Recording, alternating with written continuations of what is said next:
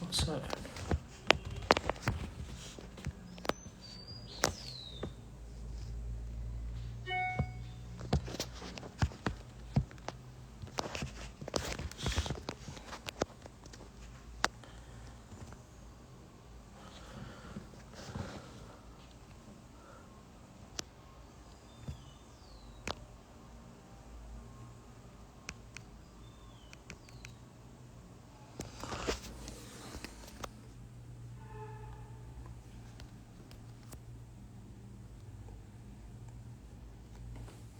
Hola, un momento.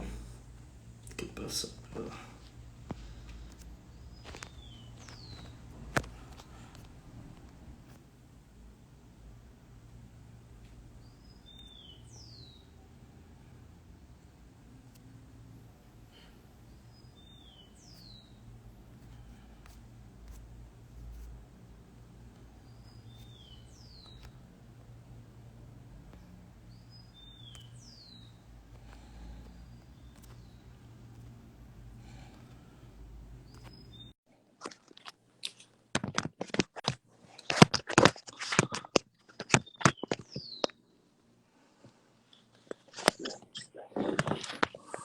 Hola, Hola, ¿qué tal? ¿Cómo ¿qué estás? tal? Muy bien, ya lo hemos conseguido. Sí, mucho gusto. Igualmente, Ricardo, y muchísimas gracias por la invitación. Vamos a esperar un ratito a que se conecte un poco más de gente. Claro, siempre. Roxana, Nicula. Bueno, yo soy Ricardo, soy de Perú, he vivido en varios países y gracias por aceptar la invitación para tener una pequeña charla, ¿no? Muchísimas gracias a ti por ofrecerla. Sí, claro, conozco a gente, bueno, yo promuevo objetivismo en sí y conozco gente en España como Domingo García, por ejemplo. Por Mm, supuesto. sí lo conoces. Es un amigo mío muy, muy querido, así que, de Ah, hecho, él estuvo prácticamente desde los inicios de la fundación del Partido Libertario. Es wow. miembro del Partido Libertario. Así que somos También, amigos, bueno, es como de la familia. qué bueno, me alegra bastante. También está Juan Manuel Muñoz, tal vez a él no lo conozcas, él es de objetivismo también, pero mm, Manu Muñoz puede ser que estaba en la UFM antes o él es, no. sí, ahorita está en la UFM estudiando. Estaba en la UFM porque ya están de vuelta. Sí, claro que sí, Manu es amigo de toda la vida también.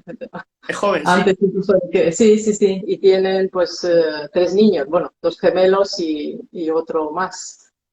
Creo que Creo estamos que estamos hablando del mismo. porque O no hablamos del mismo. Es que el nombre es muy parecido, pero a lo mejor no hablamos de la misma persona. Pero mm, sé que él era muy, muy próximo al objetivismo. De hecho, en la Universidad Francisco de Marroquín, pues él estuvo ahí intentando llevar un poco proyectos relacionados con el objetivismo. sí, no Así sabía. que puede ser que sea la misma persona. Ok, ok, perfecto. Ah, mi hermana está viviendo allá bueno, está en Barcelona ella, en Cataluña, ¿no? En Barcelona específicamente,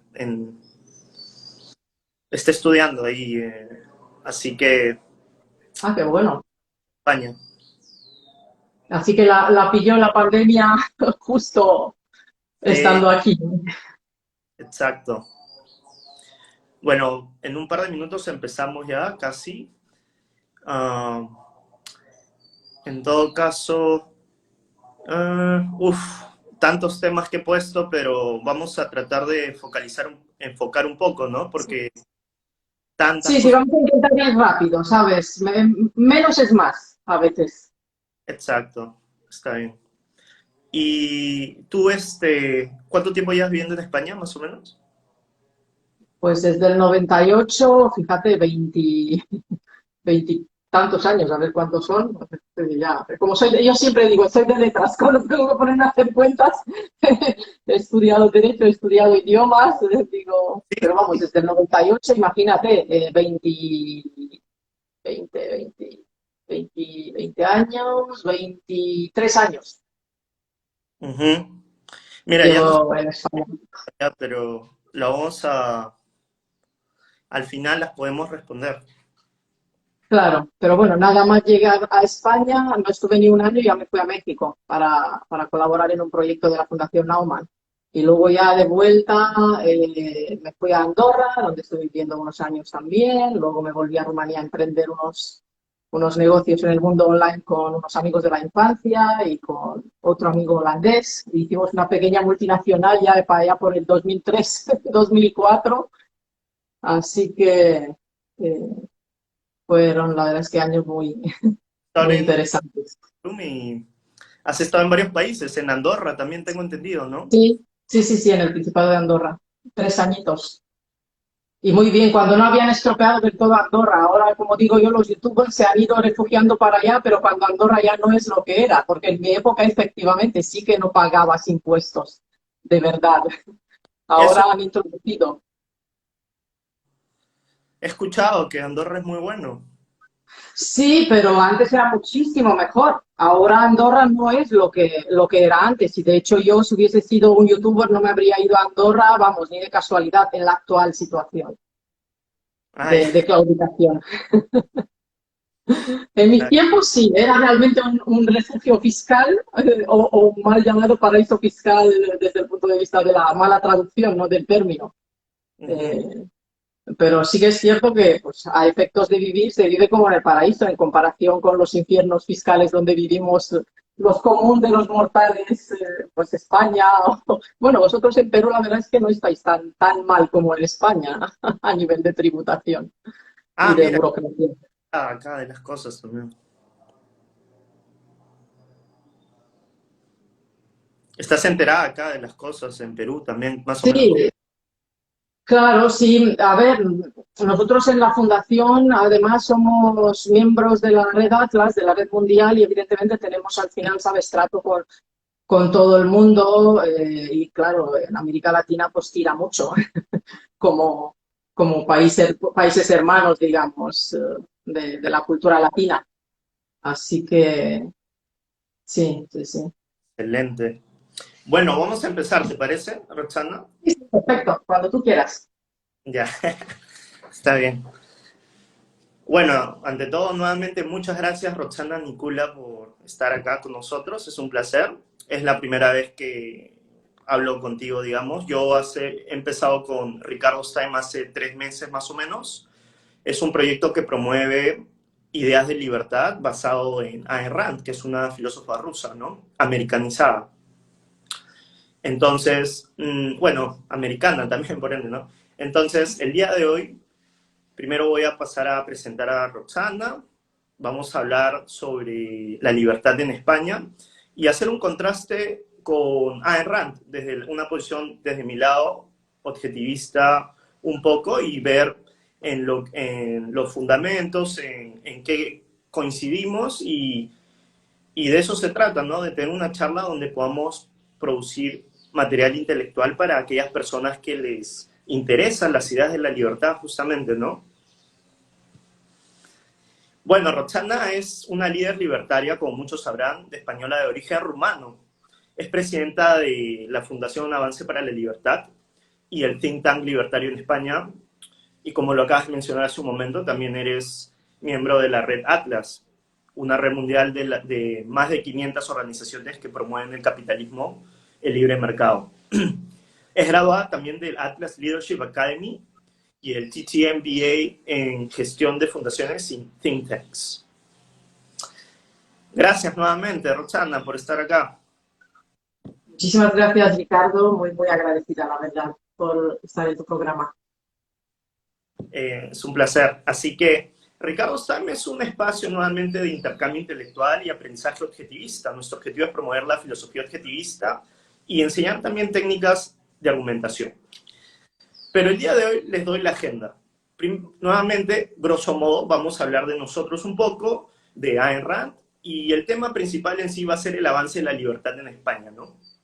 Así que vamos directo al punto y empecemos. Me gustaría que me comentes un poco o sea, de tu vida, y yo te comento un poco de la mía, en el caso de cómo has crecido. Sé que has crecido en un lugar, digamos, un poco con un ambiente, digamos, comunista, y en ese tanto te pareces un poco en Ayn Rand, en el sentido que ella también nació en un espacio así, ¿no? De mucho control. Cuéntame un Sí, poco. sí, claro. No, no, cuenta, cuenta. Perdón. Bueno, has estado en la corte comunista, en una dictadura socialista, ¿no? De Nicole Cescu. Nicolae Ceausescu. Ah, ok, no lo puedo pronunciar, pero formó parte de la llamada generación del sacrificio. Cuéntame un poco de eso. Sí, a ver, mi generación, yo nací en el 76, ¿no? Y fue justo en esos años cuando el régimen comunista se vuelve todavía más loco de lo que era, porque Ceausescu hace una gira por Asia y descubre el maravilloso modelo norcoreano. Entonces vuelve de regreso a casa y quiere implantar lo mismo en Rumanía. De hecho, él ya había empezado a tener roces con Moscú, a no querer ser más un país satélite como tal del soviet y hacer su propia agenda. Y a partir de ahí, evidentemente, empieza una escalada todavía peor, y ya se había empobrecido bastante el país, porque todos sabemos que el socialismo cuando llega no es algo no te das cuenta que estás pobre de la noche a la mañana, sino que tenemos toda una bolsa de riqueza creada en la etapa anterior, que luego el socialismo, al ponerse a regentarlo, pues dilapida poco a poco lo erosiona las libertades, porque claro, la gente ya empieza a quejarse hasta que ya llega la censura y ya a partir de ahí no hay más manera que empezar a matar gente, a meterla en los gulags, a tener cientos de miles de presos políticos, a meter a la intelectualidad díscola en las grandes obras faraónicas que todos estamos acostumbrados a ver que hacen todos los dictadores, eso da igual, por la derecha o por la izquierda. Y como te comentaba, pues Ceausescu a finales de los 70 se vuelve ya completamente loco, quiere implantar un modelo norcoreano en Rumanía y empiezan pues la persecución muy grande de toda la población, empiezan los planes quinquenales, la ingeniería social absoluta, de ubicar a la gente, de quitarles las propiedades masivamente, la gran nacionalización ya se había hecho y había quitado las tierras, pero ya empieza también de alguna manera a construir esos mamotretos de cajas de cerillas, a desubicar a los campesinos, puesto que ya les habían quitado las tierras, y a meterles en los grandes cinturones industriales que van creando para la revolución industrial comunista. Y evidentemente todo esto hecho sin responder a las demandas reales objetivas de las necesidades de la población, pues como siempre ocurre en el socialismo, pues todo acaba en un desastre y acaba en una pobreza absoluta. Resultado, mi generación, pues somos la generación que más penurias hemos pasado a nivel de escasez, que más hambre hemos pasado, pero literalmente hambre, de no poder, no tener nada que comer, porque todo estaba racionalizado, como está ocurriendo ahora en Venezuela. Mm. Y es triste decirlo, pero yo cuando estaba en México en el 99 lo advertí. Cuando empecé a conocer un poco la historia de América Latina, cuando empecé a ponerme al día de qué es lo que pasaba en Venezuela y llegué a estudiar al personaje de Hugo Chávez, en aquel entonces recién electo presidente, yo lo dije, Venezuela va a ser peor que Cuba, Venezuela va a llegar a ser como nosotros, cartilla de racionamiento, hambre, desnutrición, censura, falta de libertades, y vais a ver el desastre que va a ser. Y evidentemente, pues por desgracia, en esa época a mí me decían, bueno, es que tú tienes tu sesgo porque vienes de haber vivido esto. Y digo, precisamente porque vengo de haber vivido esto, sé leer las señales y entiendo cuando escucho los discursos de este tipo de personas, sé a dónde van a llevar. Es causa-efecto. Así que bueno, pero regresando un poco pues, a mi época de la generación de sacrificio, pues como te comentaba, la verdad, es la época cuando el país se había empobrecido tanto que el régimen necesitaba incluso no solamente reeducar, entre comillas, la población en la esclavitud absoluta, sino que también no tenía mano de obra, ni siquiera sin calificar, para poder trabajar todo lo que los planes, esos quinquenales que querían hacer en el Comité Central del Partido Comunista.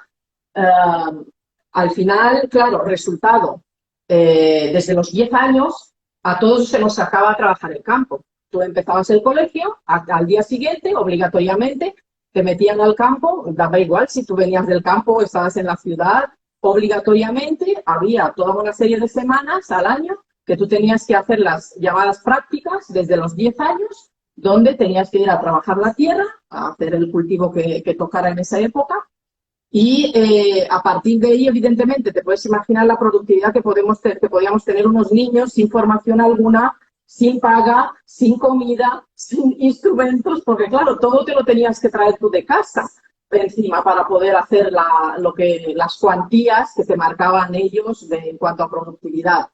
Claro, todo esto duró durante toda la etapa de los años 80, muy, muy, muy acelerado y, claro, al final ya llevó al colapso económico, que es lo que ocurre siempre con el socialismo. Acaba cuando acaba el dinero de todo el mundo. Es que es así. Y, claro, ¿por qué generación de sacrificio? Uno, por todo lo que nos pasó justo en los tiempos peores de endurecimiento del régimen comunista, y porque nos tocó también el periodo de la transición posterior a la caída de Nicolae Ceausescu, cuando todavía las estructuras vivas de debajo, digamos, del dictador no seguían sin soltar el poder y seguían enredando, seguían no dejar el país que saliera ya hacia un sistema democrático, de Estado de Derecho, de libertades civiles y de capitalismo. Y recién hasta el 96 prácticamente, claro, cuando yo ya tenía 18 años, pues de 18, sí, más o menos, pues evidentemente a nosotros nos tocó luchar, aguantar y tratar de salir adelante como podamos. Los efectos, la verdad es que se van a ver y se van a ver a largo plazo, porque un sistema de este tipo, al empobrecer tanto mental como físicamente a las personas de manera masiva, genera a lo largo de décadas pues deterioro de la salud, genera taras psicológicas que nunca vas a poder quitarte de encima. Yo, fíjate que cuando cayó el régimen comunista tenía 14 años. También es cierto que yo soy especial en eso porque tengo una memoria muy buena, entonces yo me acuerdo de todo y de muchísimos detalles, pero hasta un nivel que a veces incluso asusto, ¿no?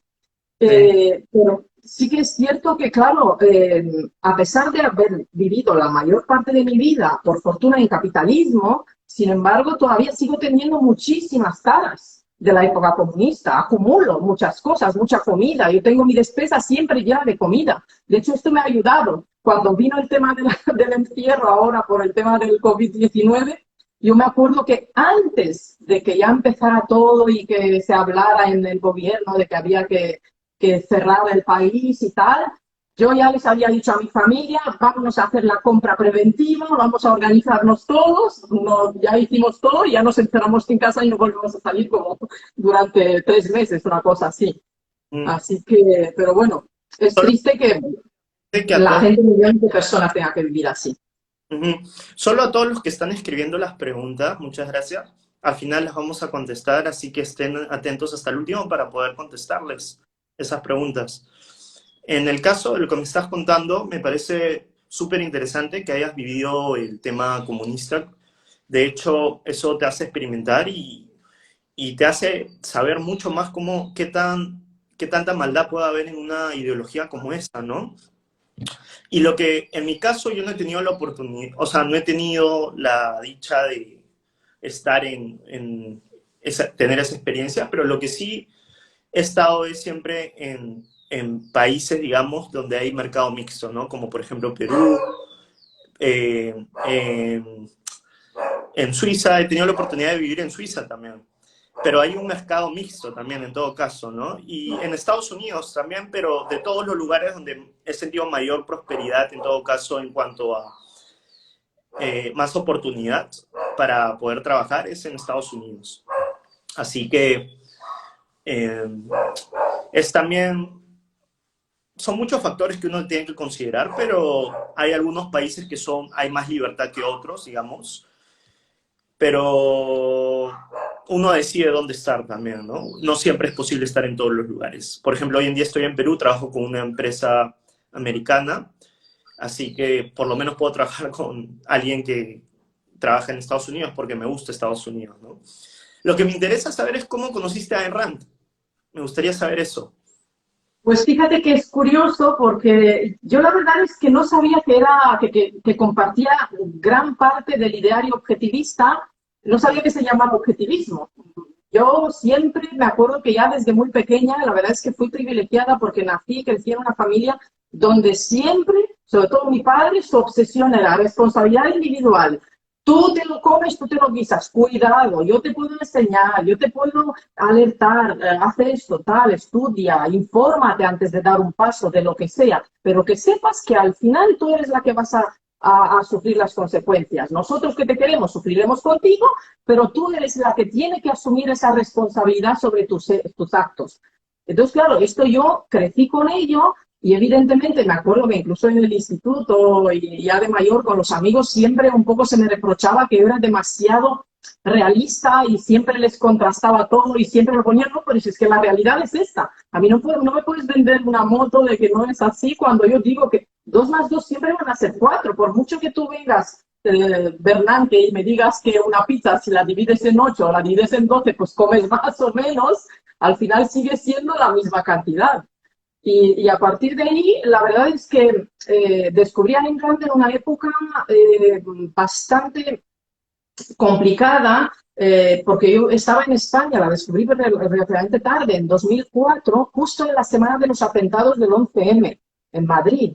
Recuerdo que esa semana, precisamente, encontré por casualidad el manantial, lo leí, me encantó y dije, bueno, a ver, esta autora, empecé a investigar, digo, me gustaría leer más sobre ella.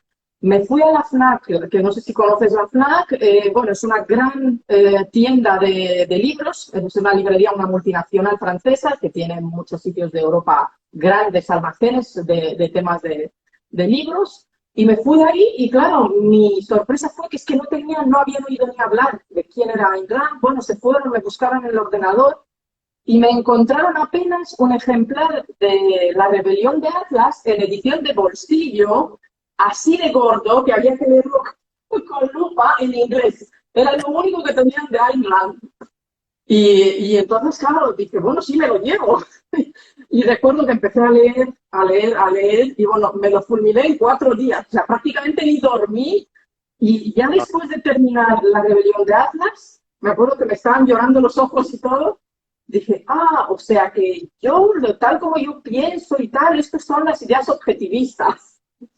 Y a partir de ahí, claro, ya evidentemente empecé a leer más sobre ella, pues quién era, de dónde venía, y quizás por eso también tengo esa conexión muy especial frente a cualquier otro pensador, cualquier otro filósofo, digamos, del ámbito de las ideas de la libertad, pero con Ayn Rand tengo como una relación mucho más allá, más anímica incluso, ¿sabes? De un cariño muy especial porque de alguna manera en algunos de sus escritos, por ejemplo, cuando leí Los que vivimos o La distopía de Himno, recuerdo que, claro, es parte de mi vida, es como si estuviera leyendo mi vida, porque yo sí que he vivido en un régimen que iba hacia el modelo distópico que ella denuncia antes en Himno.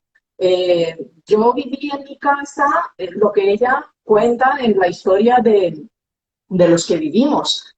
En mi caso, mi madre tuvo que tragarse el orgullo, agachar la cabeza, pasar a formar parte del Partido Comunista y que le dieran el carnet, porque si no, no podría acceder a tener una vivienda para poder estar tranquila y ya separarse de sus padres, porque vivíamos todos juntos en un piso de 2 dormitorios, 2 dormitorios, Sí, porque era el salón y los dormitorios que tenían mis abuelos y vivían mi madre, mi padre, mi hermana, yo, mis abuelos y mi tío. Y ella en algún momento ya le dijo a mi padre, yo no resisto más, yo voy a claudicar, me hago del Partido Comunista si hace falta, pero yo quiero entrar en la lista y poder tener acceso aunque sea una vivienda que te asigna el Estado. Porque Ya. no tenías derecho a la propiedad privada. Los únicos que tienen derecho a la propiedad privada siempre en un régimen comunista, en un régimen socialista, son la élite, la nomenclatura. Ellos sí tienen derecho y se compran las cosas a su nombre. Pero los ciudadanos corrientes no tenemos ese derecho nunca. Mm, entiendo.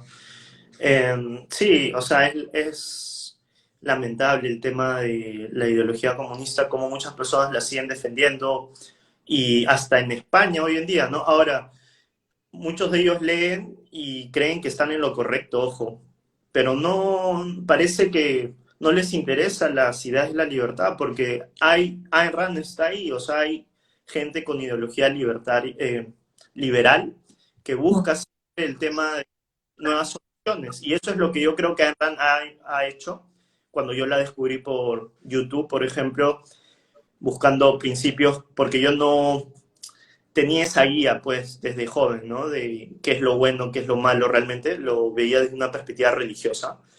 Pero cuando la descubrí me dio una opción nueva, donde podía seguir mis propios intereses racionales, justamente, y me dio una respuesta desde la moral, que creo que es la respuesta a todo, ¿no? Porque uno tiene que siempre actuar en base a principios y en base a la moral, porque si no, uno no puede llegar, digamos, a la solución real, ¿no? Uno no puede tener efectos si no va a la causa de las cosas. Y el problema en el mundo es la moral, ¿no? Ellos creen que ayudar a los demás, ayudar al prójimo, vivir por el otro es lo moralmente, el moral ideal, digamos, ¿no? Así que en ese caso ha influido tremendamente, creo, en la vida de ambos. Ha sido espectacular el impacto de las ideas de Ayn Rand. Y me gustaría hablar un poco del libertarismo, justamente, ¿no? La etiqueta libertario, digamos, yo tengo entendido que viene desde una época, bueno, según lo poco que sé, porque escucho más a gente como Harry Binswanger, que es un objetivista, que ha vivido en los años, bueno, Ayn Rand también, que ha vivido muchos años más, y ellos hablan de, por ejemplo, la Ellen Keller, que era una Ellen Kenner, no, disculpa.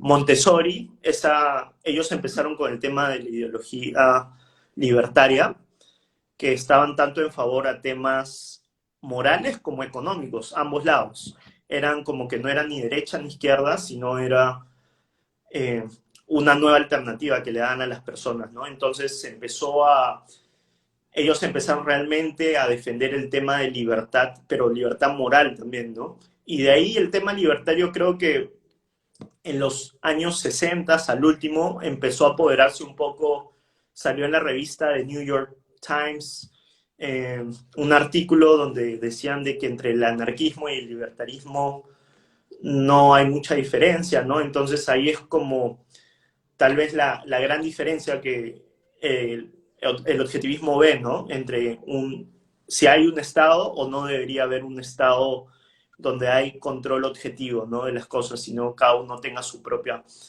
Me gustaría saber un poco qué piensas al respecto. ¿Tú sí crees, tengo entendido, en que debería haber un Estado para las cosas? A ver, evidentemente yo inicié junto con otros colegas un movimiento político, el movimiento del Partido Libertario aquí en España. Como ya te conté también un poco mi trayectoria, yo estuve ya desde los 18 años en el activismo político en mi país de origen y entendí que si, aunque nosotros pasemos de la política nunca va a pasar de nosotros. Por mucho que mucha gente diga, no me gusta la política, no quiero escuchar hablar de política, lo cierto es que la política no pasa de ti. Y la política te impacta en tu vida, te impacta en la educación de tus hijos, en montar tu negocio, en si se te defiende la propiedad privada como derecho fundamental o por contra se te expropia porque es algo relativo y porque responde a designios y a intereses de una serie de personas que entienden que tú tienes que ser su esclavo, y poner tu vivienda o tus propiedades a servicio de otros y suma y sigue. A partir de ahí, evidentemente, yo lo que te puedo decir es que yo veo el libertarismo, digamos, no es que apareció de la nada. El libertarismo, de alguna manera, es la evolución natural de las raíces del liberalismo clásico que, evidentemente, evoluciona en el siglo XXI con la aparición de la globalización, de la red distribuida, del P2P, del blockchain, de toda esta gran red que somos todos los seres humanos y que de repente ya no necesitamos tantos nodos estáticos a través de los cuales relacionarnos. Nodos que eran los estados muy intervencionistas y yo creo que ahora mismo estamos en un momento histórico donde se está notando que el Estado, tal como se ha conocido desde el siglo XIX hasta ahora, se siente amenazado de muerte, sabe que está muriendo, porque es que no hay otra forma con el surgimiento de las nuevas tecnologías, con todo este empoderamiento masivo de los 7.000 millones de personas de nuestra tierra, y entonces evidentemente responde de la peor forma posible. Una bestia herida de muerte es más peligrosa que una bestia ya normal.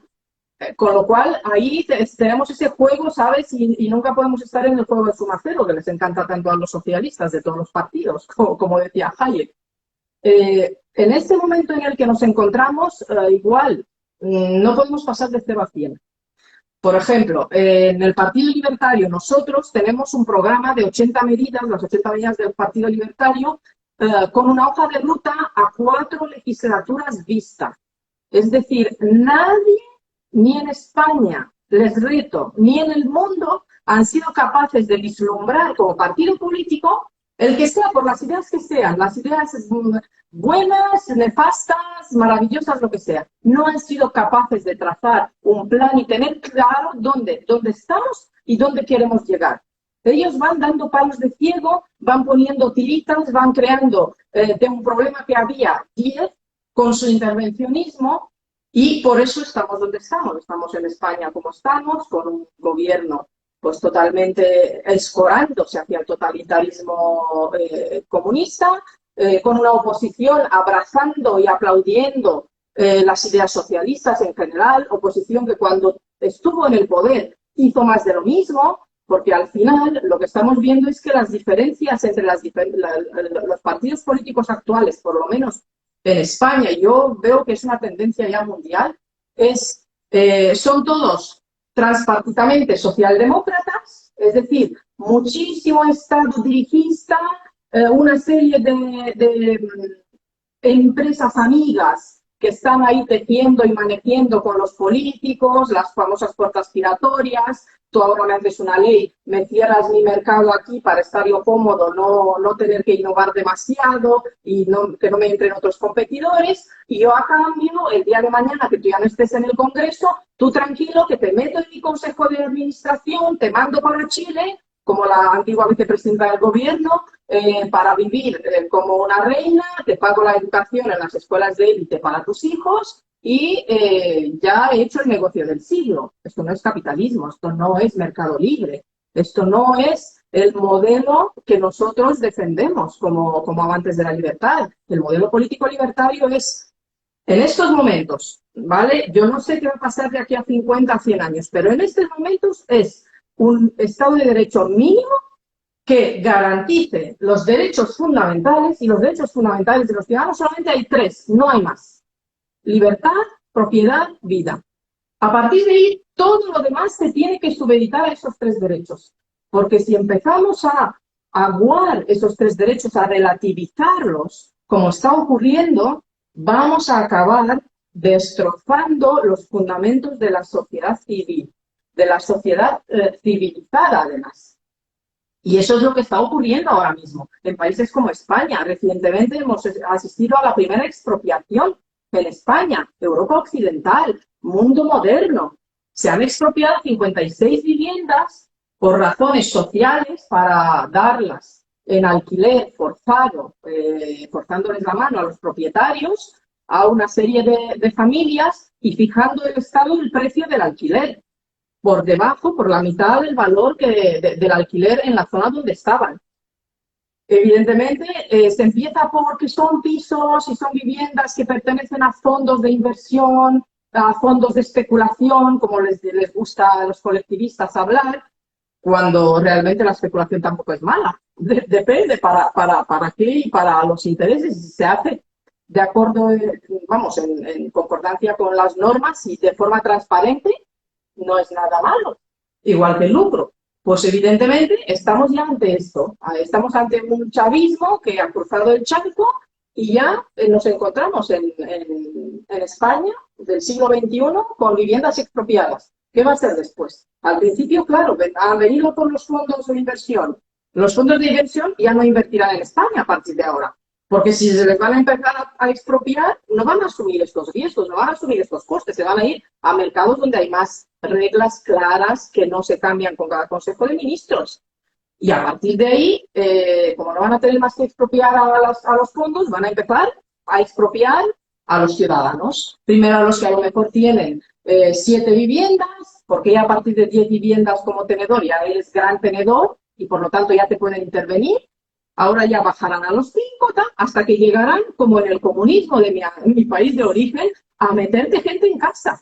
Porque así ocurría. En Rumanía el régimen calculaba cuántos metros cuadrados tenía derecho cada familia y si tenías la suerte en el pasado, cuando vivías en el capitalismo, y la mala suerte en aquella época, que ya te tocaba el comunismo, de que tú vivías en tu casa que habías heredado de tu familia, y resulta que era una casa más grande, pues te metían gente dentro. Porque todo lo que eran los metros cuadrados que el régimen calculaba por familia que te tocaba, todo lo demás era a disposición del Estado. O sea, gente que no conocías de nada, gente que desplazaban ellos para trabajar porque ni siquiera tenías un mercado laboral donde tú pudieses escoger dónde ibas a trabajar, no. Tú terminabas tu carrera o tu formación profesional y ya te llegaba lo que llamábamos la repartición y el Estado te asignaba un puesto de trabajo donde él consideraba, donde esa élite, porque él no es una persona, hablemos con propiedad, es todo un conglomerado, toda una oligarquía de intereses de una serie de personas que ostentan ese poder sobre el resto de la sociedad. Uh-huh.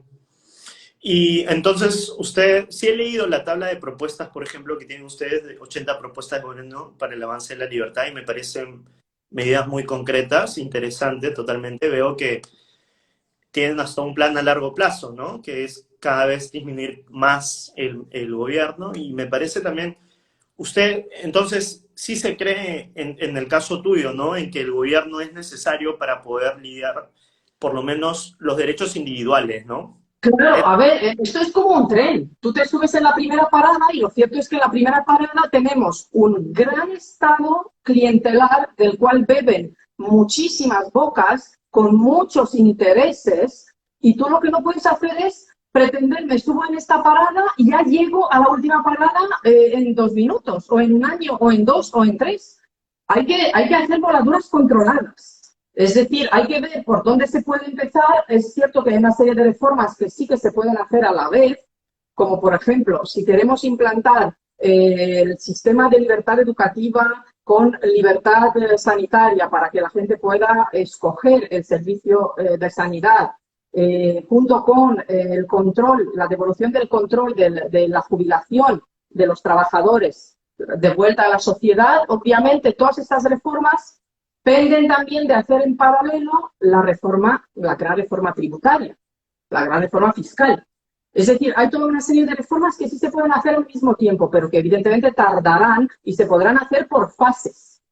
Hay cosas que se pueden hacer y decidir en el primer Consejo de Ministros, por ejemplo, como la desaparición de la infame cuota de autónomos para los emprendedores, porque no sé pero cómo lo tenéis, pero en España es terrible. España primero tiene el peor paro de la Unión Europea, a nivel ya no solo en general, sino a nivel de jóvenes. El paro juvenil en España está ya más allá del 42%.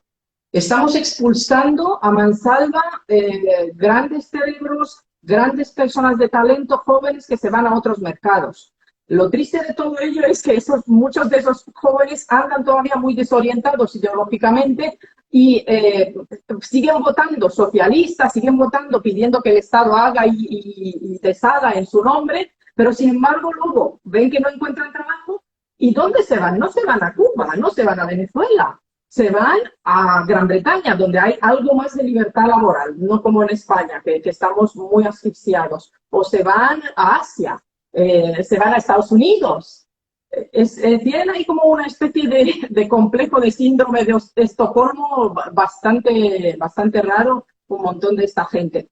Entonces, claro, como te decía, como partido nosotros sabemos que hay toda una serie de cosas que se van a poder hacer desde el primer momento. El plan 10, por ejemplo, el plan 10 de bajar los impuestos drásticamente, 10% impuesto sobre la renta, 10% impuesto de sociedades y bajada del impuesto, vamos, del impuesto sobre el valor añadido del IVA al 10%. El plan 10 del gobierno libertario es factible aplicarlo desde el primer momento. Evidentemente, al mismo tiempo ya vas devolviendo a la sociedad civil lo que se le ha ido robando durante años en cuanto a su poder de decisión. Las más de 3.500 empresas del Estado que dan pérdidas, que nos cuestan más cientos de miles de euros anuales, pues esas nos las podemos ahorrar. Vamos a darles acciones a todos los ciudadanos de España, a todos los residentes, vamos a hacerles copropietarios de verdad de todas esas empresas, de todos esos medios de comunicación del Estado.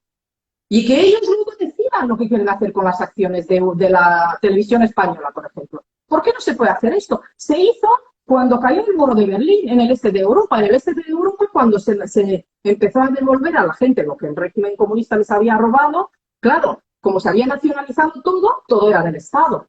Entonces, lo que hicieron, por ejemplo, en países como Polonia o en Rumanía mismamente, fue coger todas esas empresas del Estado, dividirlas en acciones, en millones de acciones y repartirlas a toda la población. Un día te venía una notificación por correo que tenías que ir a retirar tu cartera de acciones formada por acciones de diferentes empresas. Yo todavía sigo manteniendo las mías. En Rumanía se hicieron en base a las provincias históricas rumanas. Y yo, como nací en la provincia histórica de Muntenia, pues mi fondo de inversión de aquella época se sigue llamando Muntenia. Y a partir de ahí tú decidías lo que hacías con esas acciones. Las guardas, las vendes, las juntas con otros y haces otro tipo de inversiones. ¿Por qué no se puede hacer eso? Esto es lo más solidario que puede haber. Y es capitalismo, además. O sea, realmente, pero con mayúsculas. Entiendo. Wow. Mira, están comentando ahí algo que Ayn Rand dice que odiaba a los libertarios y a Peikoff, incluso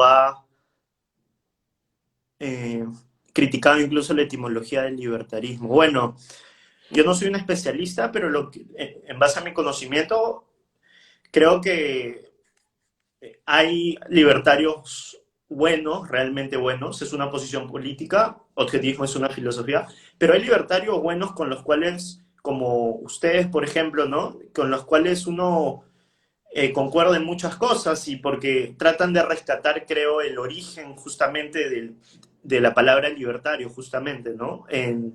Que era en sus inicios, porque de ahí como que lo que a Ayn Rand no le gustaba era cuando se relacionaba con el anarquismo, eso es lo que ella discrepaba, digamos, ¿no? Pero porque ella Tenemos que tener en cuenta que yo la verdad es que el libertarismo como tal no lo veo como una ideología per se, ¿vale? El libertarismo es más bien un entorno de actuación política, ¿vale? Con lo cual es muy diferente de lo que podemos llamar el socialismo o incluso el liberalismo clásico en sentido teórico. En realidad, el libertarismo, si nos paramos a pensar, es un marco muy innovador que surge con la modernidad, o sea, incluso y realmente se desarrolla en los años, sobre todo en los años 60, 70, 80, 90 y bueno, sobre todo ahora hay un auge de este modelo, de este modelo social, digamos, de organización de nuestra sociedad. ¿Por qué? Porque es un entorno muy sólido y muy seguro que fija unos pilares fundamentales. Tu vida, tu libertad y tu propiedad privada. Un entorno que si tú respetas eso, pero también para los demás, cada uno puede perfectamente construir su plan de vida en armonía con todos. A raíz de eso, evidentemente, yo entiendo hasta cierto punto que Ayn Rand, en la época que a ella le tocó vivir, y además pues, los encontronazos que pudo tener en aquella época también con Rothbard, por ejemplo, pues son algo que siempre ocurre con la gente que es muy teórica, pero que no es muy práctica. Con la gente, como los llamo yo a veces, pues encerrados todavía en la Torre de Marfil, pero vamos, no se lo recrimino, sino mucho menos, vamos, imagínate. Pero sí que es cierto que cuando tú no eres una persona de acción, de estar en la calle, de hacer, ¿sabes?, de tratar de solventar los problemas del día a día de la gente, evidentemente a veces pues te puedes exasperar porque a nivel teórico, si el otro no comparte al 100% lo que tú dices, pues entras en esas disyuntivas, en esos debates larguísimos, y yo doy fe de ello que también a nivel del Partido Libertario y a nivel de muchos partidos libertarios que conozco, hay muchos debates internos. Yo siempre intento decirles, chicos, aquí estamos para hacer política. Los debates de Ateneo los vamos a llevar a los clubes de Ateneo. Desde el Partido Libertario hacemos activismo, tratamos de cambiar las cosas, tratamos de ir a la calle, que nos la partan la cara muchas veces, porque ya nos ha pasado,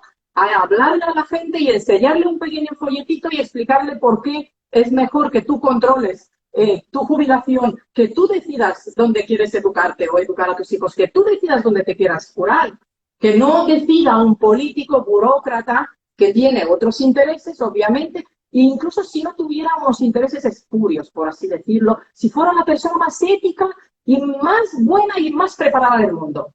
No puede tener en ningún momento toda la información que se da en un mercado libre. No puede disponer de ella de tal manera que pueda dar la solución perfecta. Y incluso si dispusiera de toda esa información, ¿vale?, de entrada, se sienta a hacer plan, para cuando ya ponga el plan en marcha, las premisas han cambiado, y más en la época actual, yo qué sé, no sé cuántas veces. Con lo cual, vuelta a empezar.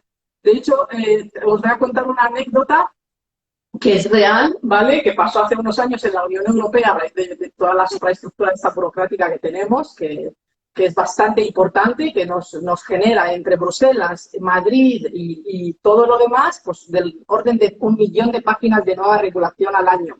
¿Cómo puede estar alguien al día de la legalidad de su país? Es que tendrías que dedicar toda tu vida para leer la normativa y ver, oye, ¿cumplo la ley o no cumplo la ley? Como decía un filósofo romano, creo que era Tácito, si mal no recuerdo yo, la existencia de muchas leyes al final lleva a el incumplimiento de la ley básica y a una corrupción para ocultar la corrupción del Estado. Y es que es así.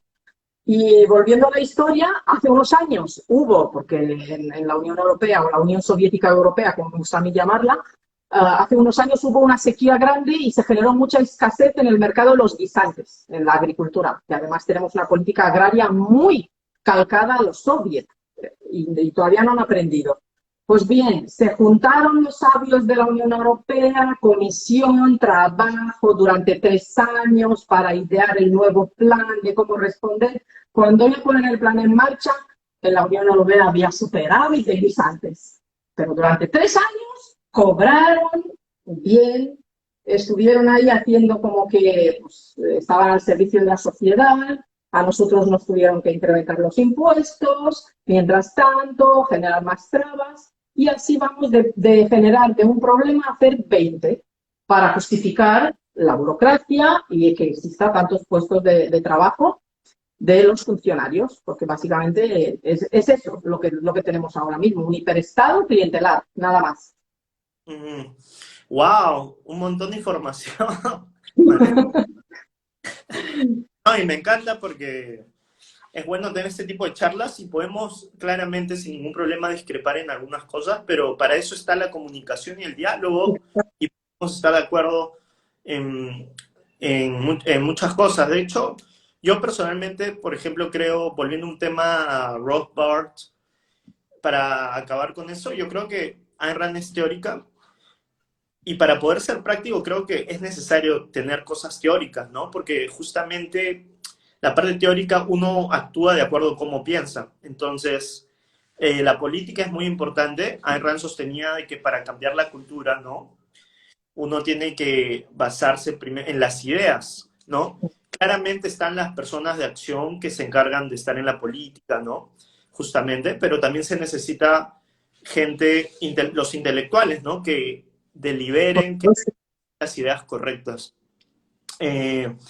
Yo personalmente creo que el libertarismo en su origen era algo bueno, según mi conocimiento actual, ¿no?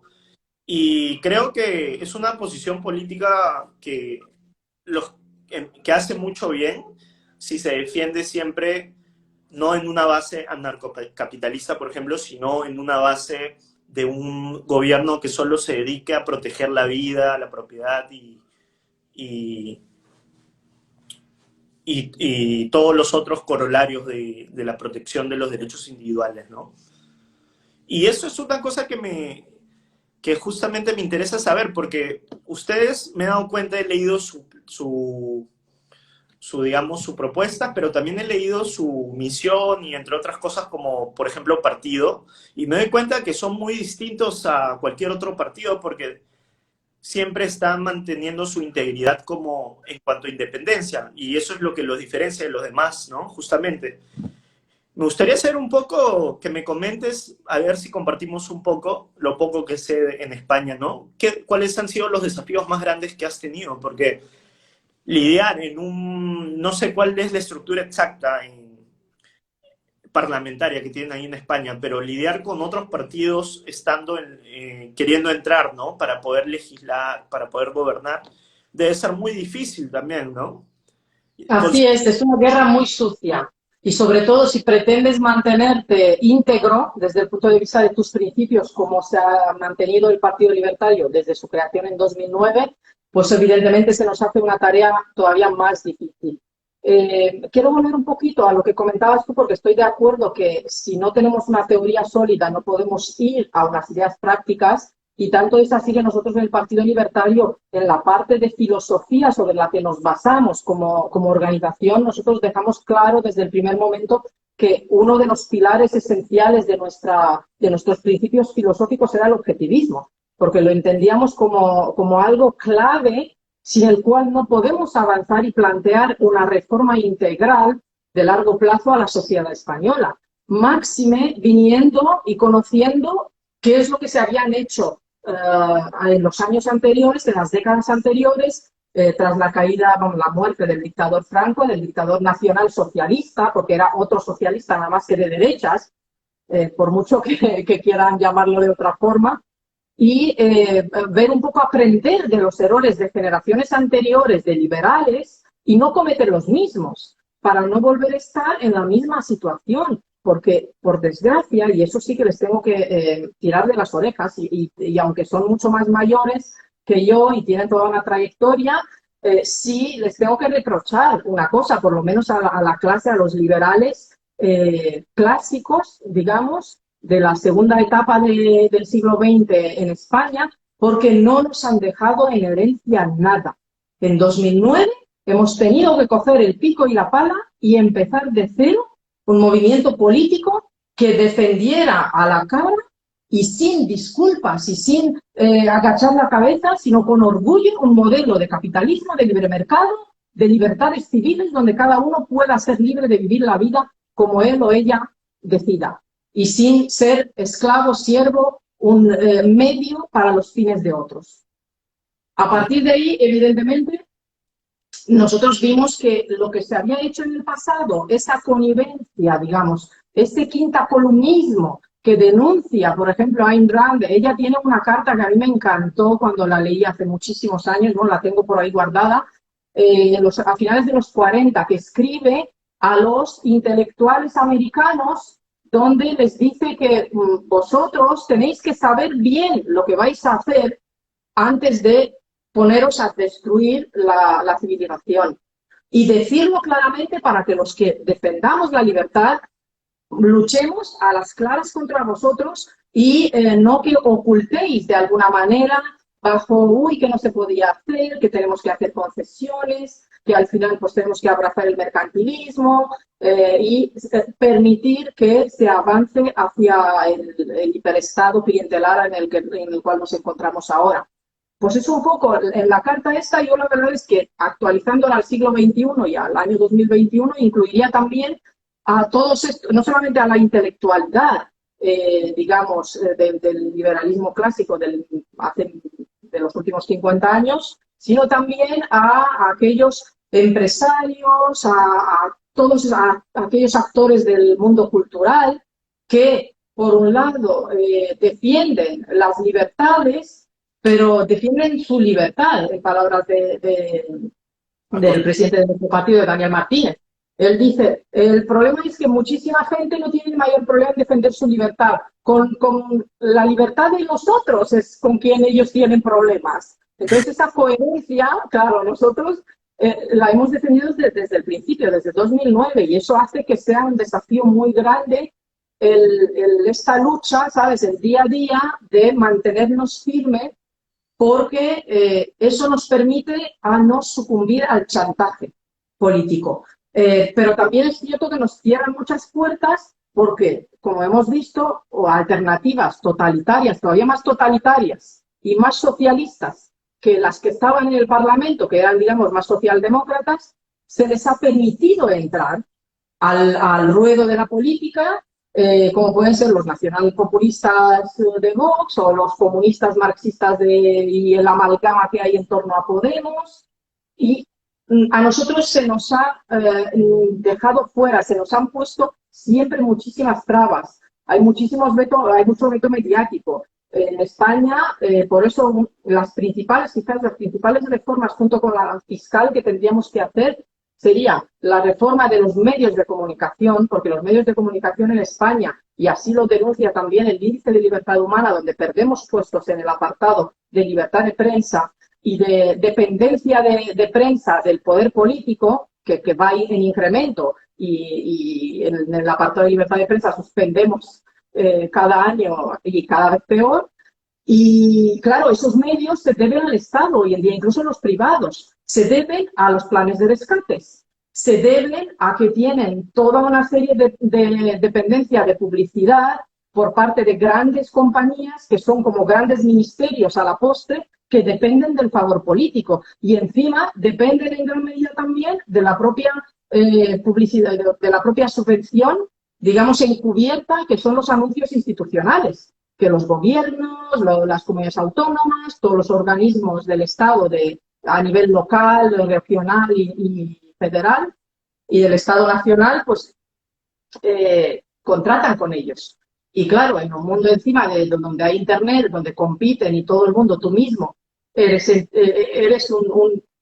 digamos, un medio de comunicación hasta cierto punto, pues claro, los medios están en cuadro y dependen de eso. Y al final acaban siendo pues correa de transmisión del Estado, y van moldeando, y van moldeando.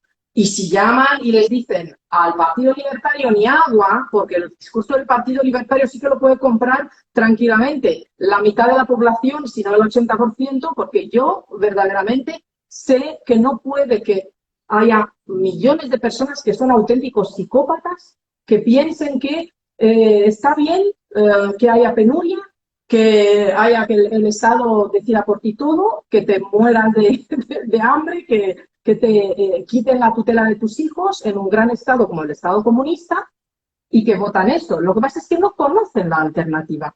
Y no la conocen porque el Estado y el entramado que hay se encarga de que no la conozcan. Por eso nosotros hacemos mucha guerra de guerrilla y evidentemente y vamos creciendo. Lo bueno es que es un movimiento político que está creciendo en todas partes. Cuando empezamos nosotros, a lo mejor había el Libertarian Party en Estados Unidos, el Partido Libertario de Holanda, y después surgimos nosotros, luego surgió el Partido Libertario en Alemania, y ahora hay más de 30 partidos libertarios en todo el mundo, y cada día nos enteramos de que en otro país ha surgido un pequeño movimiento libertario. Para mí, la verdad es que el gran desafío que hay con el Partido Libertario es la profesionalización. Necesitamos profesionales libertarios, porque es la única manera de poder competir ya no en igualdad de condiciones que los demás actores de la arena política, pero por lo menos ya estamos con la mente en la batalla política las 24 horas del día, no por la mañana en el trabajo de 8 a 5 haciendo no sé qué y luego en la pausa metiendo alguna actividad complementaria de activismo político y por la tarde haciendo otra cosa.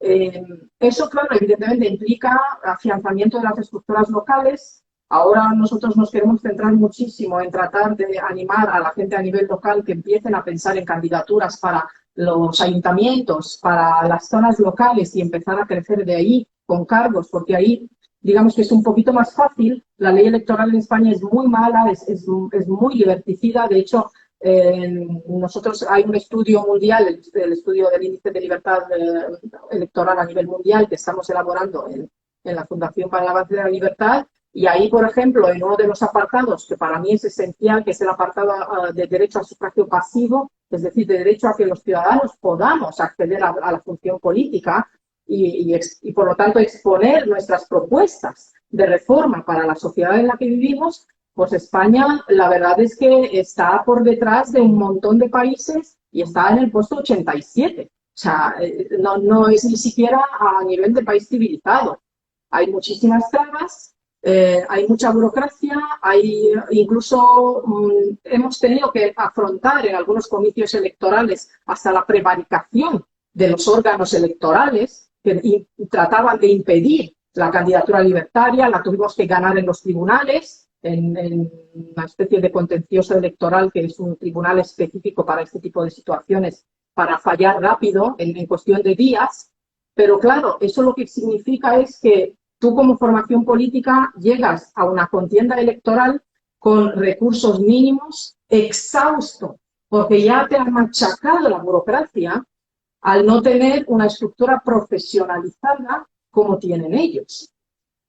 Con lo cual, mi mayor desafío ahora mismo, y creo que también de los colegas, que el otro día tuvimos Comité Ejecutivo Federal, hablar un poco de hacia dónde íbamos y cuál es la perspectiva para los próximos años, es tratar de profesionalizar al máximo la estructura federal para que pueda dar sostén a las diferentes territoriales y hacer ver a todo el mundo que esto ya no va de no pasa nada, vamos a apoyar que traten de venir los que están ahora en la oposición. No, se han hecho lo mismo. Si ya llevamos 40 años viendo que hacen más de lo mismo, con lo cual hemos llegado a más socialismo.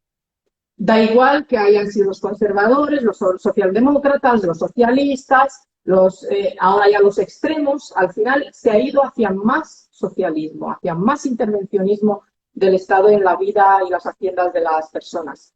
Y la única alternativa, pero objetivamente hablando, la única alternativa es que arrimen de verdad el hombro todos y que nos ayude a construir el Partido Libertario aquí, allá, en Estados Unidos, en todas partes. Este es el llamamiento si quieren defender lo que es suyo, si quieren defender el fruto de su trabajo, si quieren defender de verdad sus empresas y poder operar sin sobresaltos, en un marco de reglas claras, en un Estado de Derecho donde la justicia de verdad se deba esté atada de ojos y no falle porque le ha llamado el ministro de tal y no pierdan los expedientes de corrupción y los pase durante décadas hasta que al final ya se haya prescrito el delito del político de turno. La única alternativa es el Partido Libertario y por eso somos tan peligrosos, porque no nos pueden corromper. A los otros ya los habían corrompido de antes, ahora ya los tienen con ellos, ya tienen con qué chantajearles.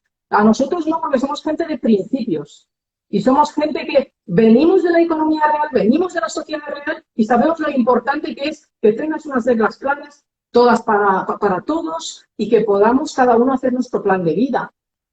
Entonces, yo sí que lanzo este guante, digamos, a toda la sociedad global incluso y animo a la gente, a los actores, por ejemplo, a los artistas en general que tienen muchísimo predicamento, que se paren, que lean los principios objetivistas, que lean los proyectos políticos de los partidos libertarios en todo el mundo y que arrimen el hombro, que hagan creaciones y que lleguen a las mentes y digamos, al ideario de la opinión pública y den a conocer todas estas ideas. Y por el lado de los empresarios, lo dicho, señores, si creéis realmente y veis que en vuestras empresas habéis invertido y entonces pues ha llegado el retorno sobre inversión, pues también hay que invertir a nivel político en las ideas libertarias si queremos tener un Estado de Derecho, reglas claras, no el expolio fiscal que tenemos ahora, no la expropiación de propiedad privada y unos servicios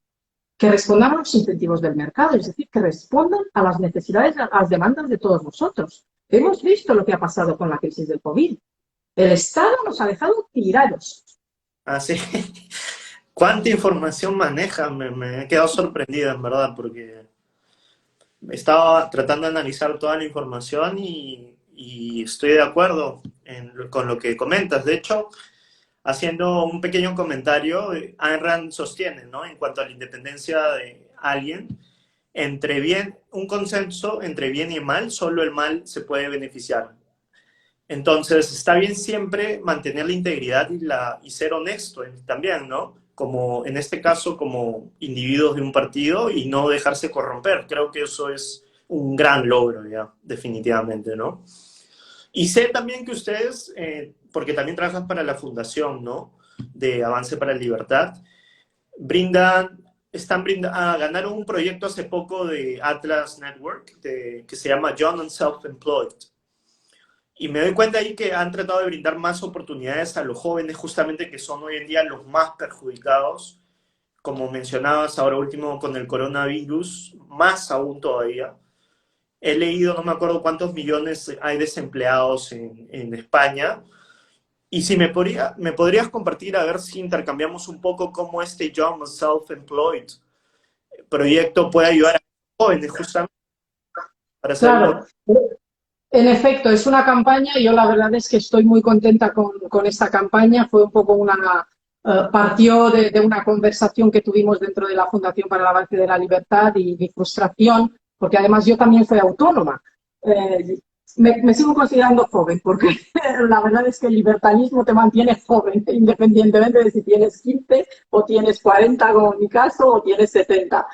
Y mi frustración siempre ha sido que en España la figura del emprendedor joven, del autónomo en general, es una figura muy violentada por el Estado, ¿vale? Es una figura que, por ejemplo, los sindicatos odian a muerte, porque claro, ellos no pueden controlar, porque un joven emprendedor, un joven autónomo, no es otra cosa que es un empresario que es su propio jefe, que presta su conocimiento, sus destrezas a varios clientes, o a uno solo, o a dos, porque tenemos la figura también del autónomo dependiente, que tiene que facturar pues, el 70% de su trabajo para un único cliente.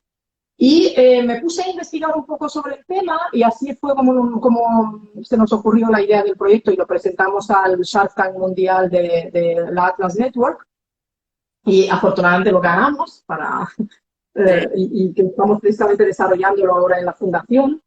Y yo me di cuenta que hay muchos factores, digamos, que hacen que España esté a la cola de y esté, por desgracia, en el único ranking que encabeza España ahora mismo en Europa, es en el ranking del paro en general y del paro juvenil en especial. Y entonces dijimos, ahora con esta crisis esto va a ir a peor. Y este gobierno parece que no se está dando cuenta y quieren expulsar aún más a nuestros jóvenes del país. Nos quedaremos sin mano de obra cualificada, nos quedaremos sin gente que pueda ir tirando del carro en la reconstrucción del país tras esta crisis sanitaria que arrastraba la crisis económica y que es más gorda que la crisis financiera de 2008. Y empezamos a analizar los factores que influyen más, de hecho nosotros fuimos a la calle, hablamos con los jóvenes en las universidades y todos ellos coincidían un poco con mi intuición en el momento cuando estuvimos empezando a hablar de este proyecto. Y es el tema de la cuota de autónomos. En España hay una peculiaridad que no se suele dar en el resto de la Unión Europea, ni siquiera en Francia. En Francia sí que hay una cuota de autónomo, ya está en Alemania, pero es muy diferente y es muy reducida. No es como en España. En España tú tienes que pagar al Estado solamente para poder operar, es decir, para estar en legalidad y operar y emitir facturas desde el primer día de tu actividad económica del orden de 300, ahora ya lo han subido, está ya en torno a 300 euros la cuota de autónomos, todos los meses.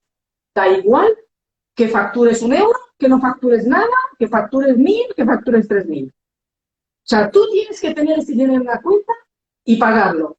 Es cierto que para los jóvenes al principio, el primer año, se les bonifica y pagan 60 euros, pero al siguiente año les viene el achazo. Y todos sabemos, sobre todo los que hemos emprendido, que un negocio, aunque sea el más pequeño del mundo, con los menos costes posibles, tú no lo levantas en un año para que empieces a tener beneficio. Ni de casualidad, ni siquiera en mercados súper dinámicos como puede ser Estados Unidos o Taiwán. No. Tú necesitas invertir y estar dispuesto a invertir y trabajar muchísimo a pérdida en los primeros 2-3 años.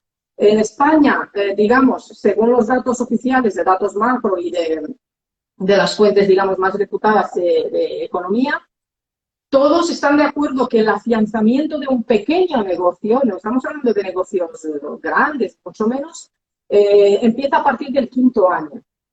Lo que quiere decir es que los primeros 4 años y medio, 5 años, tú prácticamente, si tienes suerte, a lo mejor puedes cubrir los costes. Ya ni soñar con empezar a tener beneficios. Entonces, claro, esta cuota de autónomo es como la espada de Damocles que cada mes machaca al emprendedor, al empresario, machaca a los jóvenes. ¿Cómo van a emprender en estas condiciones? Si no son millonarios, que mucha gente es clase media, clase pobre, que a lo mejor tienen una buena idea. No podemos por este tipo de situaciones tener, yo qué sé, miles de Jeff Bezos, de Sergey Brin, de Elon Musk en España. No, es imposible. Tenemos 1 o 2 con suerte. Si no, el sistema les expulsa. O sea, la legalidad es tan cara en España para emprender que no pueden. Entonces, claro, muchos hablas con ellos, no, me voy a ir. Es que no pueden hacer otra cosa. ¿Ustedes los Con lo ayudan cual, sí. o con el tema legal más que todo? Sí, y a partir de ahí nosotros estamos trabajando en el estudio, vamos a hacer una campaña de concienciación, seguramente pues estos estudios los hacemos llegar a todos los grupos parlamentarios, tratamos de llegar a hablar con diferentes personas que de alguna manera deciden hasta cierto punto en la política pública y les hacemos razonar, además comparando con otras jurisdicciones, comparando con la vecina Portugal, donde no hay cuota de autónomo, comparando con Irlanda, donde no hay cuota de autónomo, donde se nos dan nuestros jóvenes. Muchos de ellos ya han emigrado a Irlanda y se van a seguir yendo. Comparando incluso con Alemania, donde solamente a partir de 1.500 euros de ingresos al mes, tú tienes que pagar una cuota de autónomos de 150 euros. Pero hasta los 1.500 euros tú no tienes que pagar nada, no tienes obligación de hacer burocracias, de gastar las energías y tu cabeza en cumplir con este tipo de burocracias y de obstáculos administrativos, sino que te tienes que centrar en levantar tu negocio, en valerte por ti mismo, en no ser una carga para tu familia, para la sociedad en general. En España se calcula, para que os hagáis una idea, que 1 mes y medio al año los autónomos lo tenemos que dedicar solamente para cumplir con la legalidad. Solamente para poder juntar papeles, presentar el trimestre del IVA, hacer papeleos diferentes, pues se calcula que más o menos en torno a 1 mes y medio de actividad que podríamos dedicar productivamente a levantar nuestro negocio, lo tenemos que dedicar a cumplir con la burocracia. Esto es insostenible. Y más hoy en día. España ya no es que tiene que competir y ponerse las pilas con los otros socios europeos. España tiene que competir con el mundo, porque estamos en el mundo global. Entonces, nuestros jóvenes se nos van a ir y se están yendo. A mansalva se están yendo. ¿Qué futuro les espera aquí? Donde les engulle la burocracia, la inseguridad jurídica, que hoy cambian en el Consejo de Ministros y tú te has hecho tus pronósticos y tus planteamientos para tu negocio, pero resulta que introducen una nueva tasa, la tasa digital Google, que acaban de introducirla. ¿Quién? Nosotros ya alertamos, tanto a nivel de Partido Libertario como en las labores que hacemos en la Fundación, junto con nuestros socios de Estados Unidos, de la Tax Foundation. Incluso pues tuvimos reuniones con el Ministerio de Economía, y les explicamos ya desde hace 3 años, cuando se empezó a hablar de la introducción de la tasa Google, de la famosa tasa digital, que era una pésima idea, que al final esa tasa en quien repercute es en la sociedad. O sea, tú donde introduces cualquier impuesto, quien lo paga de verdad es el pobre, el consumidor en general, porque la empresa al final tendrá que repercutirlo. Igual aguanta un poquito de los primeros meses, pero al final lo repercute en su cadena de producción que llega hasta el final, que es quien compra ese servicio o ese bien, encareciéndolo. Sorpresa ninguna para los libertarios, para los capitalistas, sabemos que esto es así. Por eso acaba de anunciar Google, efectivamente, igual que lo hizo en su día Amazon, que a partir de julio, creo, o de junio, van a repercutir un incremento del 2% en sus servicios al consumidor final, para poder hacer frente a este nuevo hachazo, a este nuevo expolio fiscal que ha aprobado el gobierno.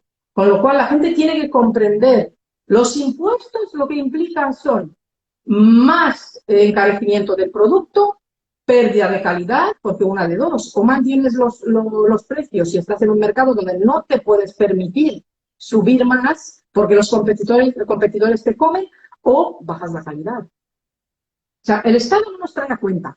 El Estado intervencionista como tal, como hoy, no nos trae a cuenta, nos sale carísimo y nos da a cambio limosnas, servicios estatales rígidos, politizados, que no los quieren ni quienes los gestionan. Porque en España, los únicos que pueden, por ejemplo, escoger si pagan seguridad social para la sanidad gestionada por el Estado o sanidad privada son los funcionarios. O sea, la vicepresidenta del gobierno y es la vicepresidenta de Economía, Carmen Calvo, estuvo enferma de COVID. Como ella viene del funcionariado, como la mayoría de los políticos en España, que no han emprendido en su vida y no tienen ni idea de lo que es emprender y lo que supone, pues esta señora estuvo enferma de COVID en la primera ola y se le dio a escoger. ¿Dónde quiere usted curarse? ¿En la sanidad del Estado, mal llamada pública, o en la sanidad privada? Porque usted sí que puede elegir que es funcionaria, que es nuestra empleada, que autónomos con la maldita cuota le estamos pagando su sueldo, pero usted sí puede elegir. Por supuesto que se fue a la clínica privada, como se van todos los líderes sindicales, como se van el monedero, el ideólogo de Podemos, del comunismo, como se va Pablo Iglesias, pero que niegan al resto de la sociedad. Sí, bueno, Pablo Iglesias, Pablo Echenique, creo, todas esas verrugas humanas. Sí, esa... Totalmente. Esos engendros del socialismo que y eso no nos tienen ya... Eso iba un poco, quería tocar un tema más por una cuestión de tiempo y de ahí vemos las preguntas sobre la libertad de expresión, el tema de rapero. Y justamente hablaba de Pablo Iglesias, que desde el gobierno promovía los actos de violencia en las calles, pues, ¿no? Tengo entendido, con el tema de rapero. Sí, del rapero Hassel, Pablo Hassel.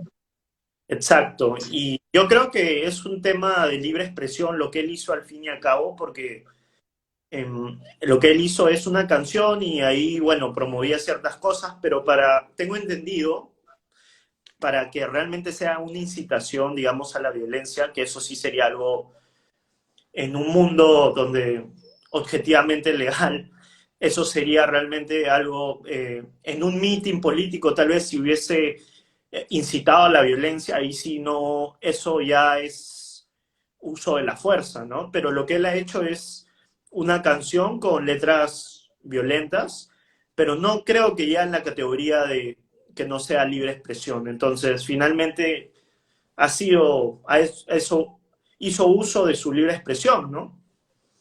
Tienes toda la razón, Ricardo, es verdad, a mí me preocupa muchísimo. Francamente, si nosotros somos coherentes y queremos tener las reglas claras y un Estado de Derecho que ampare, digamos, las libertades civiles de las personas, no podemos olvidarnos de la libertad de expresión. La gente tiene el derecho de expresarse y de decir barbaridades. Si son así de subnormales ellos, es su problema. Yo tengo también todo mi derecho de tapar mis oídos, o si veo a alguien por la calle poniéndose en plan estúpido la camiseta de Che Guevara y armándola y diciendo qué feliz estoy yo ahí defendiendo a este criminal y este violador y este matón de homosexuales, Pues yo miro para otro lado, asqueada, y le dejo que haga el tonto. Lo que no se me ocurre en la vida, y esto que es sufrir el comunismo de verdad, no se me ocurre irme a Moncloa, al gobierno o al Congreso y decirles, señores, quiero una propuesta de ley para que este señor se le quite la camiseta, se le meta en la cárcel, porque está expresando unas ideas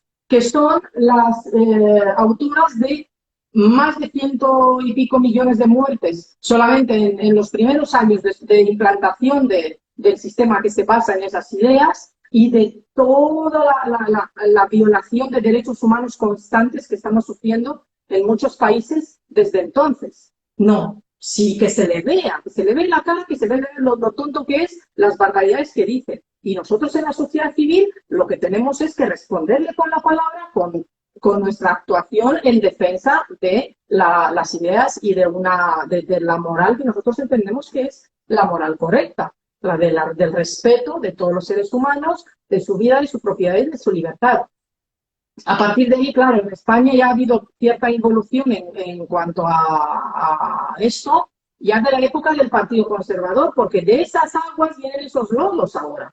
No nos olvidemos, esta es una ley que la promulgó no el Partido Socialista y del gobierno socialista actual, sino que esto es una ley que hicieron los conservadores, que por eso digo yo siempre he dicho, lo tengo clarísimo, no hay mayor socialista que un conservador y mayor conservador que un socialista. Eso yo lo tengo claro porque lo he vivido tanto allá como en España. Y he hecho, y al conocer ambos regímenes, se me antojaban muy similares, la verdad. Y a partir de ahí, claro, en el Partido Libertario, de hecho, nos hemos posicionado, hemos sido muy contundentes defendiendo la libertad de expresión, pues defendiendo el que Pablo Hasél, pues si él quiere decir y componer canciones diciendo estupideces y barbaridades, es su problema. Son canciones que, bueno, tendrá su público y yo evidentemente no pienso escucharlas. Ya incluso desde el punto de vista musical, pues para mí es un ruido, no es una música. Pero bueno, estos son mis gustos personales, no quiero que el Estado venga a decretar qué música tenemos que escuchar. Ya me ha tocado, ya he vivido eso en otras épocas y era insufrible. Ahora, Evidentemente nosotros lo que pedimos es que se cambie la ley, porque es el que siga habiendo delitos de opinión en pleno siglo XXI en un país que se dice democrático es vergonzoso. Esto es de junta militar, de dictadura, de pacotilla, de sistema autoritario que tendríamos que estar ya superando desde hace décadas. Y sin embargo, pues ahí estamos. Ahora, por supuesto, nos preocupa muchísimo lo que ha ocurrido a raíz de eso y lo que tú comentabas antes, con la incitación de ciertas estructuras del Estado, de que siga esa violencia en la calle, de que se siga destruyendo la propiedad, y contra ese tipo de actuaciones, obviamente, nosotros lo que pedimos es una sola cosa, que la justicia actúe, que se aplique el Código Penal y el que haya destrozado cosas, pues que pague ante la ley y además con celeridad. Y no hay más, pero claro, en el país donde la política está, vamos, supedita a la justicia y la justicia depende, porque no olvidemos que a los jueces del Tribunal Supremo, ¿quién los nombra? Los nombran los partidos que están en mayoría en el Congreso, que se encuentran ellos y hacen ahí sus cábalas, y ellos son los que nombran. ¿Qué clase de justicia independiente tenemos? No hay independencia judicial. Tanto es así que la propia Unión Europea nos lleva tirando de las orejas muchísimos años y siempre España es la rezagada en todos los estudios, que siempre se nos recuerda que no estáis adecuando las instituciones judiciales, que no estáis haciendo las reformas para independizar la justicia del Poder Ejecutivo y del Poder Legislativo. ¿Qué es eso? Pues en esa batalla estamos ahora mismo y, bueno, evidentemente seguiremos porque la alternativa no es aceptable para personas como yo que creemos verdaderamente en un proyecto alternativo porque sabemos que funciona. Lo estamos viendo en muchos otros sitios del planeta y tenemos esa ambición de hacer de una España pues el Taiwán de la zona sur de Europa, o que sea la Suiza ibérica, porque no podemos ser como Suiza. Simplemente hace falta voluntad política. exacto, estoy de acuerdo. Y lamentablemente ahí también en España existe el tema de discurso de odio que va en contra justamente de la libertad de expresión, porque uno tiene que tener la libertad de ofender a otro para que pueda haber libre expresión, justamente, ¿no? Es parte de... Sí, porque ¿sabes qué pasa? Por esta misma razón, a mí, por ejemplo, me pueden meter en la cárcel porque muchos socialistas se sienten amenazados de lo que yo digo. Cuando hablo de la devolución de la sanidad hoy gestionada por ellos, por el Estado, pues que se le devuelva a la sociedad civil y que nosotros libremente podamos escoger dónde nos vamos a tratar. O cuando hablo de la defensa de la propiedad privada. Ellos se pueden sentir amenazados y con razón. Entonces, y pueden considerar que no debo expresar así. Entonces, es una línea que no deberíamos cruzar como sociedad, Muy peligroso. porque si la hemos cruzado, acabamos muy mal. O sea, los principios se tienen que aplicar por igual para todos y para todos los supuestos del aspecto que se trate. Perfecto. Vamos a pasar por algunas preguntas de los que están presentes, porque hay un montón de preguntas, pero vamos a hacer... Juan, creo que ha hecho una pregunta. A ver, vamos a ver su pregunta, porque está en línea. Bueno, ¿qué opináis? Ya hablamos de Pablo Hasél y la libertad de expresión. ¿Qué opinas sobre los transexuales? Bueno, ellos son seres humanos como todos y no sé exactamente a qué se refiere con la pregunta, pero tienen la misma libertad que cualquier otro ser humano, creo yo. Exacto. Es decir, las reglas del juego se han de aplicar a todo el mundo por igual, no independientemente de su raza, sexo, orientación sexual, religión, creencias de todo tipo. Perfecto. No, los libertarios somos coherentes en eso, por eso somos tan peligrosos para el sistema, porque Mm. defendemos por igual la libertad económica y la libertad civil de las personas, la libertad personal en definitiva. Y acá hace una pregunta interesante también, Juan. Es decir, que si incitas a una persona a cometer un delito, no hay pena. Por ejemplo, pone enaltecimiento del terrorismo. Ahora, yo tengo entendido que Hassel lo pusieron lo metieron a la cárcel ¿por qué razón exactamente?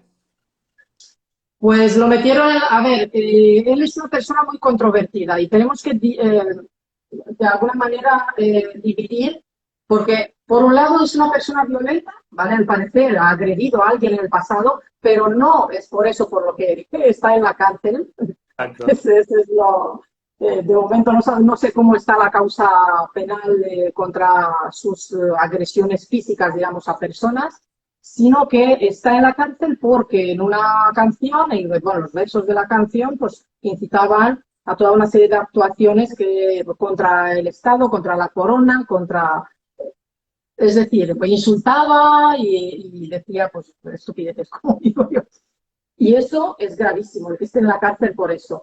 Porque en derecho lo que tenemos que entender es que el autor intelectual no se define solamente con una persona que empieza a decir en una canción, pues yo que sé, barbaridades, saca el arma y dispara a no sé quién y tal. No, no, no, no, no. Para que seas autor intelectual de un delito, se tiene que demostrar con pruebas fehacientes en un proceso ante el juez que tú has planeado eso, que hay realmente un gran aparato detrás, que tú has hecho eso y al final todas tus actuaciones han llevado a que la persona X pues haya sacado el arma y haya disparado a esa otra persona, a la víctima. Mm. Si no es así, y no es ese el caso de Pablo Hasél, ¿vale? No se puede aplicar como autor intelectual. Es decir, en este caso estamos hablando de delitos sin víctimas, porque no hay como tal, es decir que hay que quemar la bandera española, pues ya ves tú un trapo ahí, pues venga, lo quemas, ¿y cuál es el problema? Ujú. No, pero se considera en España, ahora ya se considera eso que es delito. Con lo cual, claro, mira, en Estados Unidos hay gente que va a quemar la bandera, gente que se la pone en el porche de la casa. Cada Mm. uno, pues mira, para gustos, hay miles de opciones. Y a nadie se le ocurre, ni a los que están a favor de quemar banderas, ni a favor de tenerlas en el porche, decirle, irse al Congreso americano y decir, señores, haced una ley obligatoria y todo el mundo quema las banderas, o no, o hacer una ley que todo el mundo tenga una bandera en su balcón de su casa. Es absurdo. sea, los delitos sin víctimas, igual que pasa con el tema de la legalización de las drogas que pedimos en el Partido Libertario, pues se tienen que tenemos que estar ya acabando con toda esta inseguridad jurídica, con toda esta persecución de la gente porque eligen meterse en unas sustancias o producir unas sustancias que otros quieren comprar y meterse en sus cuerpos. O sea, a ver, es tu cuerpo. Si tú te lo quieres machacar y te mola el tema de las drogas, es tu problema. Pero no, no, igual, a ver, yo soy firme defensora de la legalización, pero tengo que decir una cosa, nunca he consumido, de hecho ni soy fumadora, para empezar. Pero sí que defiendo a ultranza la libertad de cada uno de decidir lo que quiere hacer con el cuerpo, que es suyo, y de meterse las sustancias que quieran. Sí, totalmente de acuerdo en eso. Wow, ha sido una charla súper interesante, fructífera y te agradezco mil que hayas estado acá porque podríamos estar horas conversando y tienes tanto contenido que nunca sería aburrido, nunca podríamos terminar de hablar, de hecho.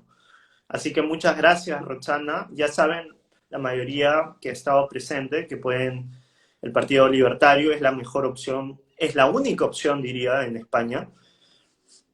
Y también está la Fundación para el Avance de la Libertad, que también está Roxana como liderando justamente. Y no se olviden de a los que les interesa las ideas de Ayn Rand, que pueden entrar a Ricardo Stein. También tengo una página web, ricardostein.com, y ahí promuevo las ideas de Ayn Rand y tengo entrevistas y conversatorios también con intelectuales, tanto inglés y en español. Lo de inglés está traducido con subtítulos en español, así que van a poder visualizar los que no hablan inglés. Y nuevamente, gracias, Roxana. Espero poder nuevamente podamos tener otra conversación porque la verdad el tiempo se ha quedado corto y me ha encantado conocerte también. De hecho, has dado un súper discurso, hemos tenido una súper conversación y has respondido muy bien a todas las preguntas. Creo que había, a ver. Sí me gustaría, antes de concluir, dedicarte a ti y a todos los que nos han seguido una de mis citas favoritas de Ayn Rand, que Ah, siempre la tengo conmigo, ¿vale? sí, Ella tiene muchas, la verdad, es que podríamos estar hablando y leyendo y analizando, porque la verdad es que tenía una producción intelectual bárbara. Pero sí que hay una cita que siempre a mí me ha acompañado, ¿sabes?, a lo largo desde que la he descubierto, y es muy corta además, que dice algo así como, quien lucha por el futuro ya lo vive en el presente. Y eso es para mí, es algo que verdaderamente lo llevo en mi mente ¿sabes?, y en mis vivencias como algo muy, muy en mi ADN. O sea, eso es así. Y eso es lo que te deseo a ti y les deseo a todos los que están siguiéndonos en redes sociales y en esta amena charla que hemos tenido. Que de verdad luchéis por lo que creéis y luchéis por vuestro futuro, porque eso os va a dar la oportunidad realmente de vivir ese futuro ya en el presente, desde que seáis unos pioneros del cambio para bien de vosotros mismos y, por lo tanto, de la sociedad en la que vivís. wow, qué bonita frase. Sí, pues Ayn Rand tenía esa gran virtud de poner en pocas palabras, pero cada palabra analizada, decir tanto, que signifique tanto, justamente, ¿no? Que tenga un gran significado. Y Sí. cerrando esa es genial. Nos mantenemos en contacto, Roxana. Muchas gracias a todos por seguir. Gracias, Roxana. Estamos en comunicación. Muchas Chao. gracias. Feliz fin de semana. Igualmente para ti. Bye. Bye. Chao, chao.